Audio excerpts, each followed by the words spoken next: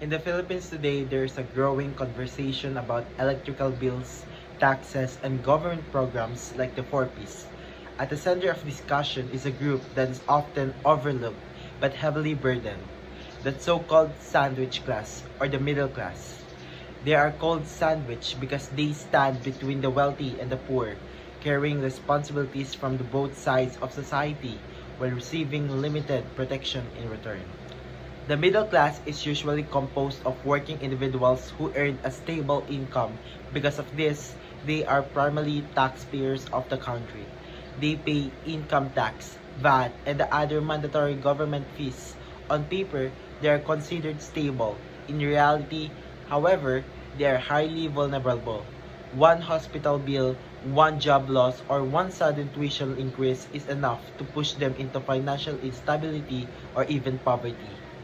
While they continue to contribute significantly to the economy, they also carry the heavy burden of rising living costs such as electricity, food, transportation, rent, education, and healthcare. Because of this discussion about programs like 4Ps and subsidies, such as lifeline electricity rates often become emotional rather than purely technical. For many in the middle class, these policies raise a recurring question: when will be included in the protection we help fund? The 4Ps or Pantawid Pamilyang Pilipino program is a conditional cash transfer initiative designed to support the poorest household. Interiorly, it is not simply financial aid, but an investment in human capital.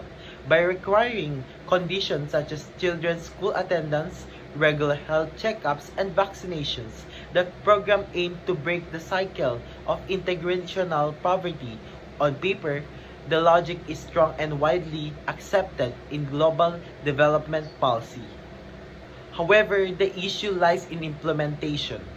There are concerns about outdated lists, inclusion and exclusion errors, and cases where some beneficiaries may no longer qualify, while other in genuine need are left out. There are also issues involving local points, weak monitoring systems, and lack of transparency. This problem creates doubt among taxpayers, especially in the middle class, who consistently shoulder the financial burden of the system. The controversy became more visible with discussions surrounding Meralco electrical bills. Consumers began noticing that their payments are not only for personal consumptions, but also includes components of socialized pricing and cross subsidies mandates by government policy. While this is part of an established framework for energy equity, the emotional response has been frustration and fatigue. Many feel that they are constantly paying into a system from which they are rarely directly benefit. However, it is important to clarify that the 4Ps program itself is not the root of the problem. Its beneficiaries are not responsible for systematic inefficiencies. The deeper issues lies in governments, a system that is efficient in collecting from citizens but weak in delivering transparency, accountability, and consistent public service. The frustration of the middle class should not be dismissed, but also should not be redirected towards the poor. The poor did not design this system, nor did they create the efficiencies within. Redirecting anger towards vulnerable groups only deepens social divisions and distracts from the real issue. At the same time, the concerns of the middle class are also valid. They often feel excluded from safety nets, despite being one crisis away from financial collapse.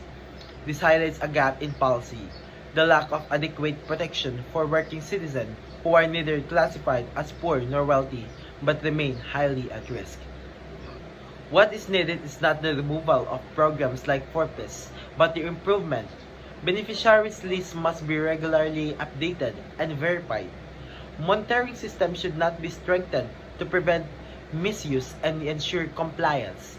Most importantly, government spending must be transparent so the citizens clearly understand where their taxes go and what outcomes are achieved. Alongside this, the middle class also needs its own protection. A fair system should not only focus on poverty alleviations but also on economic security for working families, stronger health cares, Unemployed support, affordable housings, and reliable public service are essential to prevent financial collapse among working citizens. Ultimately, the issue is not the middle class versus the poor. The real problem is a system that often places them against each other while failing to address corruption, efficiency, and weak accountability at higher levels. A just society does not force the middle class to resent the poor, nor does it shame the poor for needing assistance. Instead, it ensures the public funds are used honestly, effectively, and transparent for the benefit of all.